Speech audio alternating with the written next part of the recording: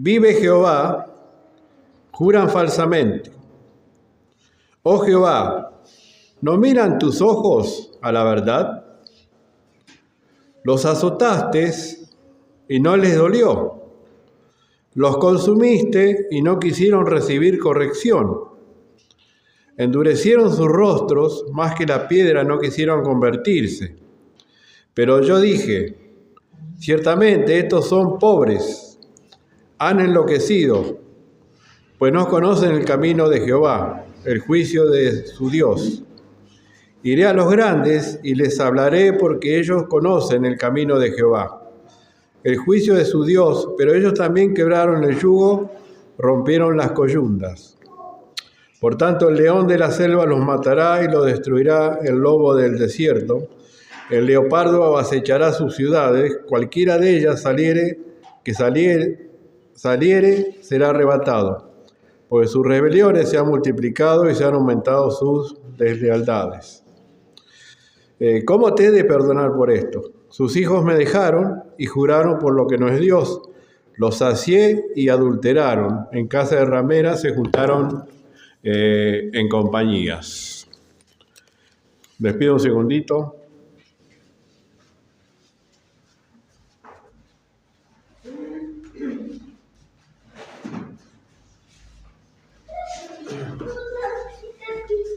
Volvemos al redil.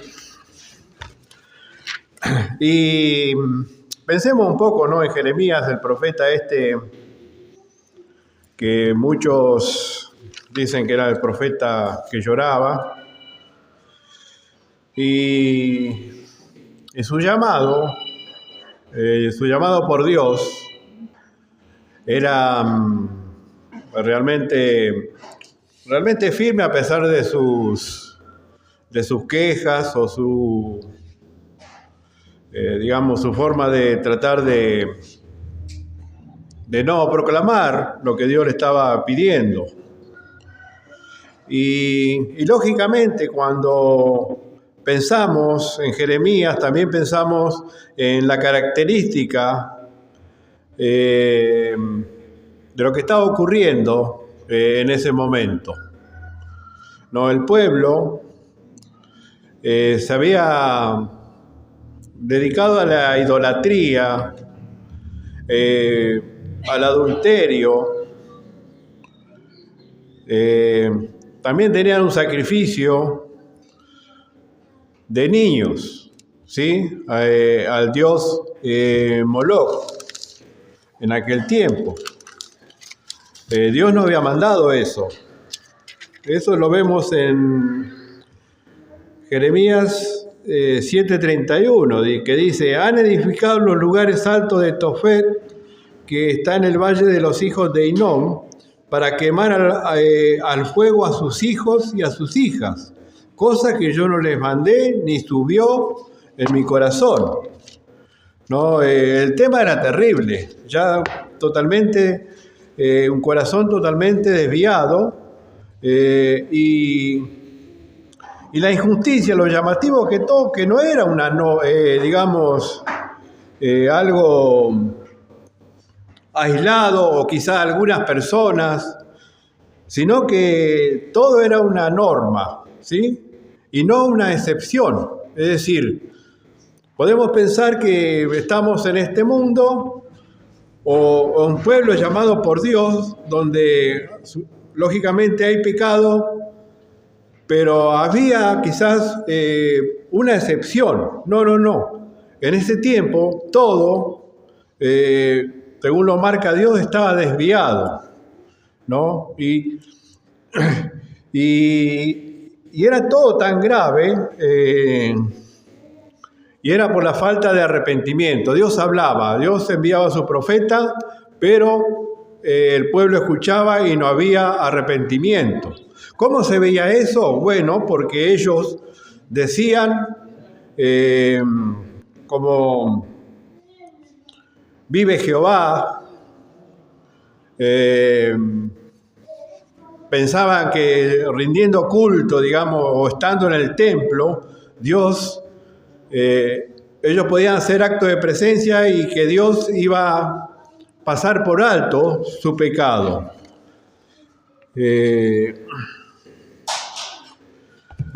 Y no solamente ocurría, a pesar del llamado de Dios constante, había una rebelión que inclusive Dios llega a decirle que ni la intercesión a través de la oración iba a ser oída. Fíjense en el capítulo 7, verso 16. Dice así.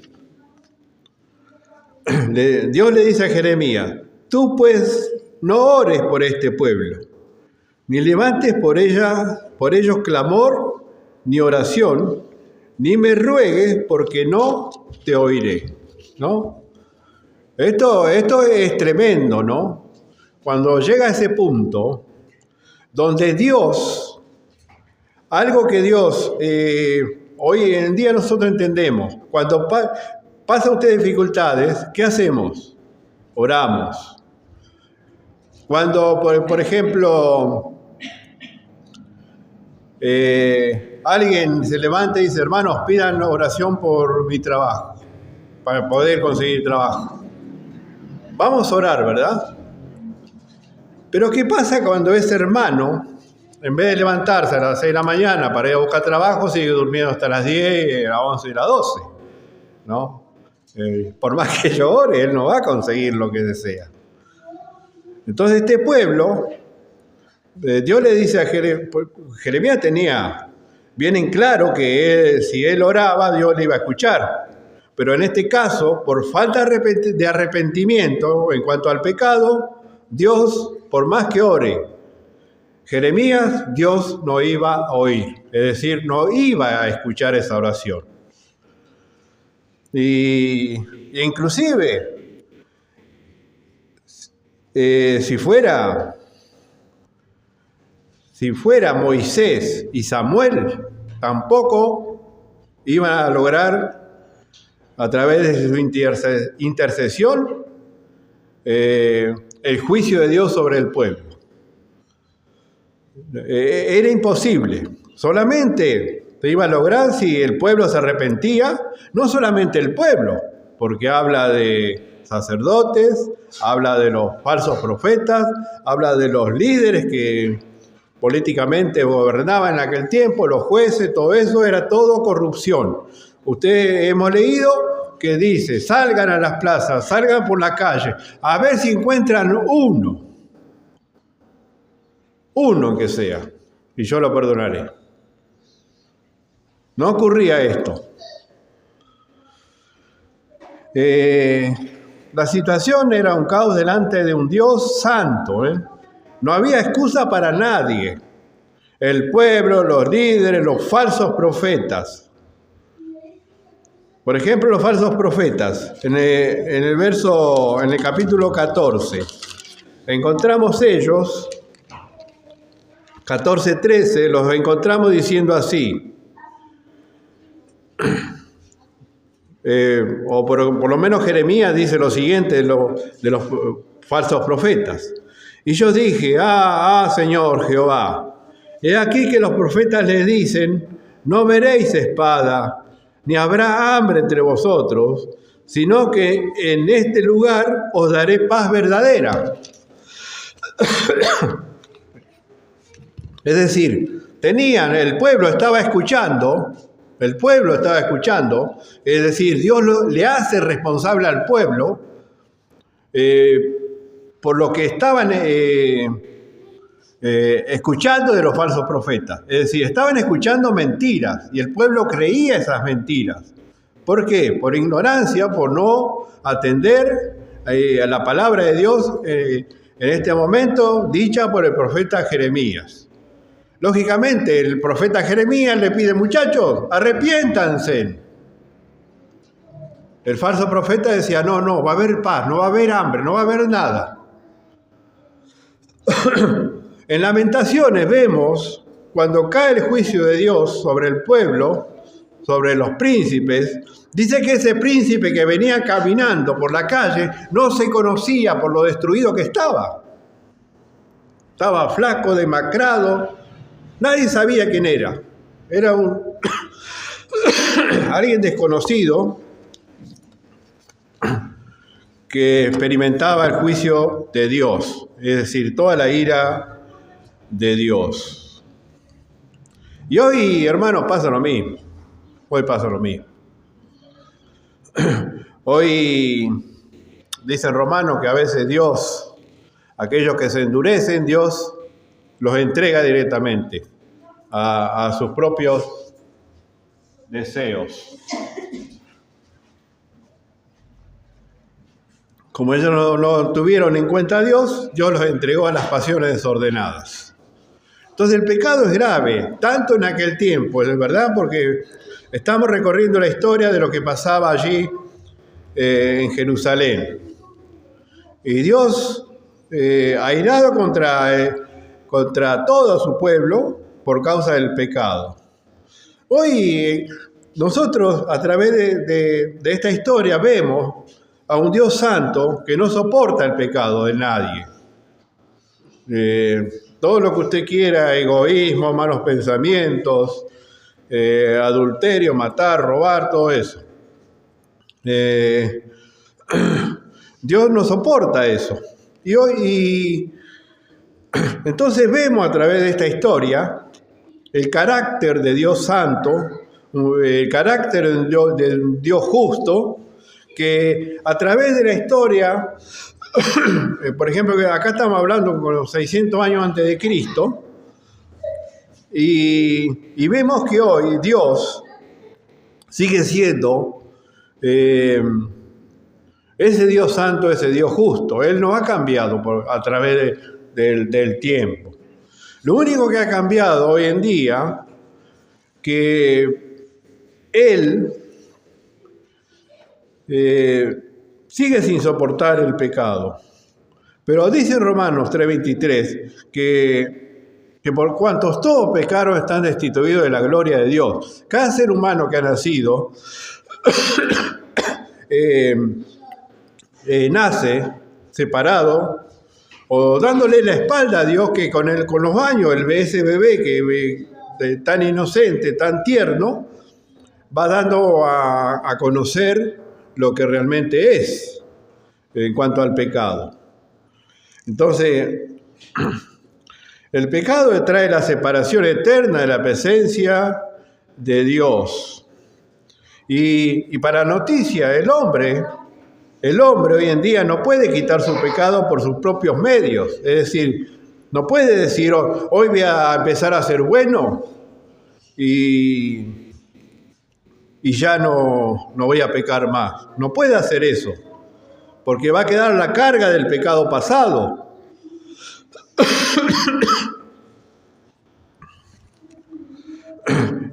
Y por eso dice allí en Efesios 2:8, dice que por gracia sois salvos por medio de la fe. Y esto no de vosotros, para que nadie se gloríe. Es decir, no voy a llegar al cielo y decirle, Señor, voy a entrar al cielo porque soy bueno, porque en el Día de la Madre no falté a la iglesia. Es decir, nadie se va a poder gloriar de la salvación que obtiene por las cosas que ha hecho. Nadie puede gloriarse delante de Dios porque Dios es el que lo hizo todo. Y Juan 1:12 dice lo siguiente: a los suyos vino. ¿Quiénes son los suyos? Bueno, el pueblo de Israel. Él vino al pueblo de Israel. Y los suyos, dice, no le recibieron. Mas a todos los que le recibieron, a los que creen en su nombre, les dio potestad de ser hechos hijos de Dios. Y la pregunta es, ¿qué es recibir a Cristo?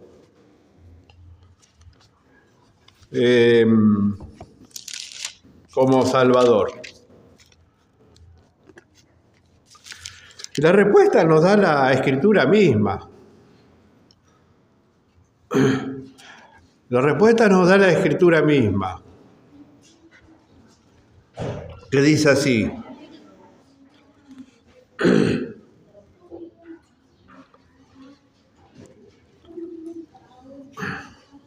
Dice, además, os declaro, hermanos, el evangelio que os he predicado, el cual también recibisteis, el cual también perseveráis, por el cual asimismo, si retenéis la palabra que os he predicado, sois salvos, y si no, creíste en vano. Porque primeramente os he enseñado lo que asimismo recibí, que Cristo murió por nuestros pecados, conforme a las Escrituras, y que fue sepultado, y que resucitó al tercer día, conforme a las Escrituras. Realmente, recibir a Cristo como Salvador significa entender que la obra que Él ha hecho y creer, arrepentirse. Y vuelvo a leer. Además, quiero que preste atención, ¿no? Porque lo que dice que recibir a Cristo, cómo recibir a Cristo es la Escritura. Y dice, además os declaro, hermano, el evangelio que os he predicado. Ahora, ¿qué es el evangelio que Pablo ha predicado? Dice, el cual también recibisteis, en el cual también perseveráis. Y hablamos de perseverancia, y el dueño y Señor de la perseverancia para nuestra vida es Dios a través de su gracia. Dice, por lo cual asimismo, si retenéis la palabra que os he predicado, sois salvos. Si no creísteis en vano.